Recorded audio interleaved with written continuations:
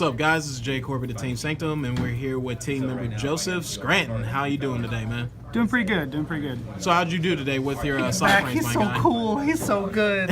I went X1 with side frames. We only had 4 rounds today, so 3-1. I got third though. What were your matchups? I played against. Damn, you always ask me this question. I played against Rip Beast, against Alex. Shout out. I played against Pen Magicians, and I played against Rogue, Inferno, Tempest, whatever that deck was that Logan So plays. the banished deck? It's not Yeah. Inferno Tempest. And then something else, I can't remember.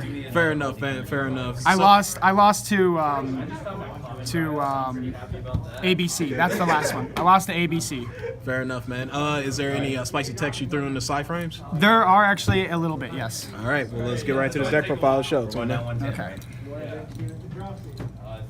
So to start off, I have a C3 side frame driver, generic, obvious. Driver is your whole deck, basically. Funny enough, there was a buyout on this card, so he's actually like $5 a piece right now at a rare. I played 2 of this card. He's your other side frame driver.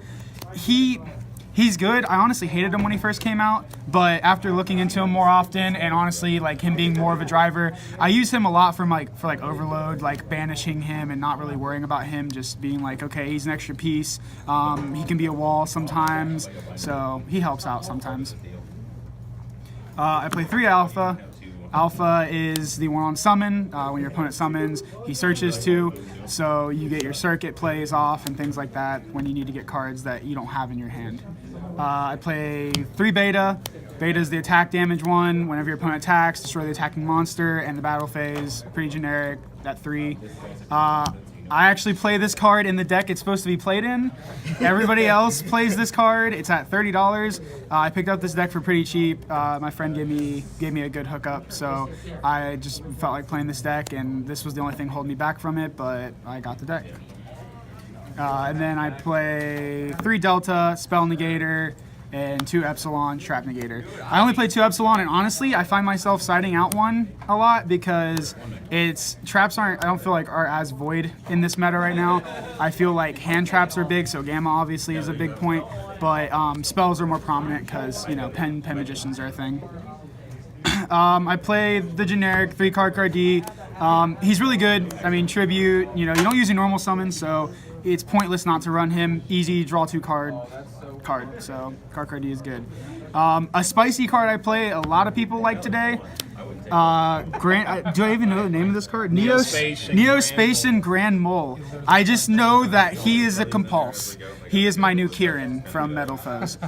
He's really good. He outs big monsters. He's really, like, side frames I find when they get going, they have a lot of cards to kind of like play with your opponent's mind. So this adding to it, when you just like, when you normal summon him and attack into something, it's really funny because like ABC, Buster Dragon, like you normal summon him and attack, and then they're like, oh, well, effect to banish him, Chain Buster's other effect, and then basically you have like all your other cards in your hand to like use, and you can just, you know, you use 1 card to out their big monster.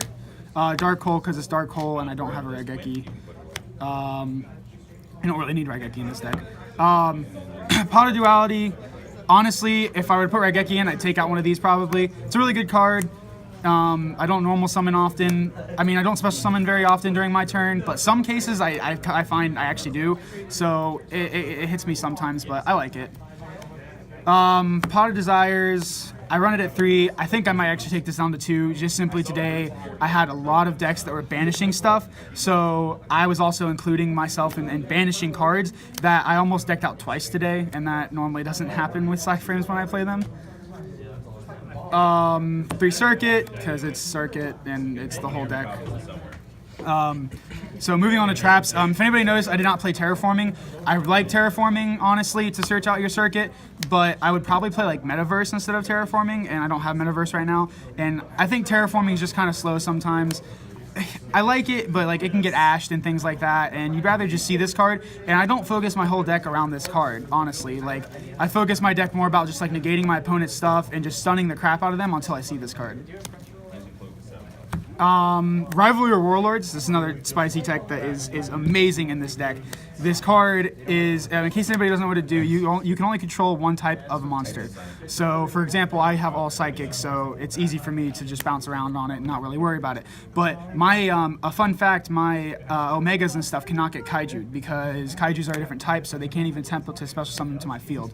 Another fun fact, your opponent cannot summon monsters to their side of the field if they already control one type. So it's helpful. It's really helpful. It keeps my opponent's board like really, calm and not too many things going on.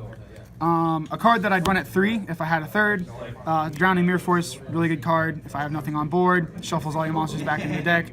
Just generic. And then the Broken Trap of the deck. If you don't know what this does, read it. It's really good. If you have a PSY-Frame on your field or in your hand, once per turn, you can banish it and banish a card your opponent controls face down forever. It's banished, period, gone.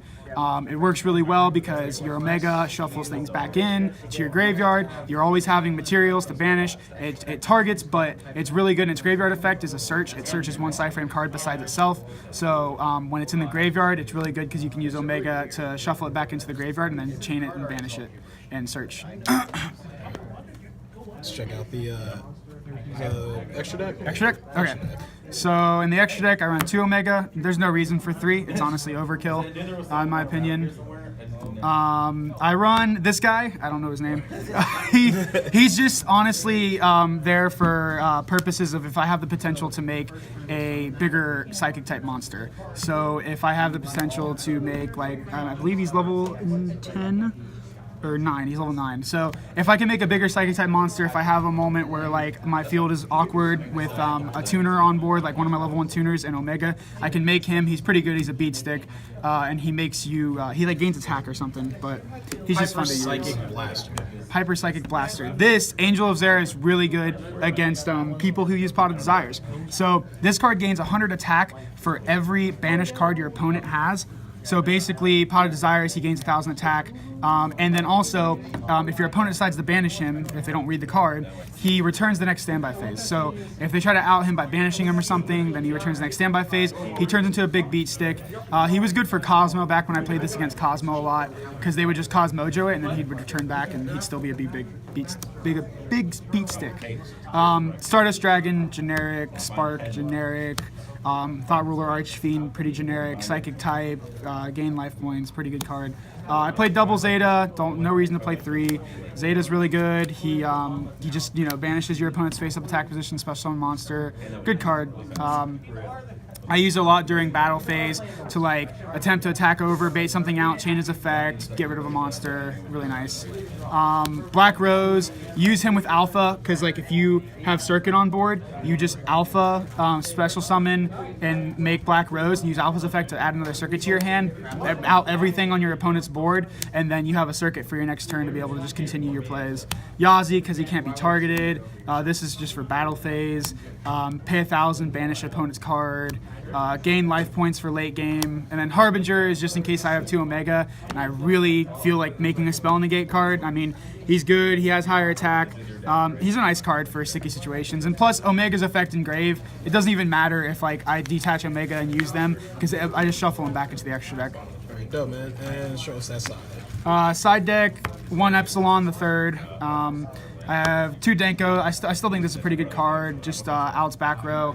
I do set a lot, but I can control that whole situation. I have mostly continuous traps, so they won't be set when I flip them.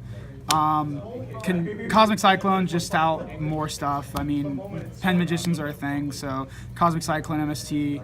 My body is a shield for when I'm using Omega's effect to when I'm making Omega's effect and they attempt to chain something to destroy it, I can chain this, pay 15, protect it. Monster Reborn and Solemn Judgment, because they came back and they're Monster Reborn and Solemn Judgment. And then Anti-Spell Fragrance.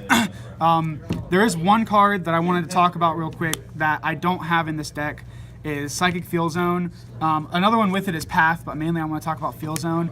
Field Zone is really slow. People play this card, and honestly, if you play this card, you'll find it dead a lot in your hand. And if you play this deck at all, I would recommend not trying it and trying a different build and just see how it works and see how you like it. But otherwise, I think the deck did pretty well. I wouldn't make too many changes. That's good, man. Well, Joe, thank you again for this deck profile, man. Do you have any shout-outs you want to give? Shout out to Brandon Smith, our newer team member from like a month ago or something. Really good friend of mine, and he helps me with a lot of my builds and convinced me to kind of get back into Yu-Gi-Oh and hang out with it and stuff and have fun with it, even if that meant playing degenerate decks like PSY-Frames, which are really bad. That's fair, man. Well, thank you again for doing this deck profile for us, Joe. And as always, be sure to like, comment on the video, and be sure to subscribe to Team Sanctum for more content. Patreon will be in the description below. And as always, this is Jay Corbett, signing out.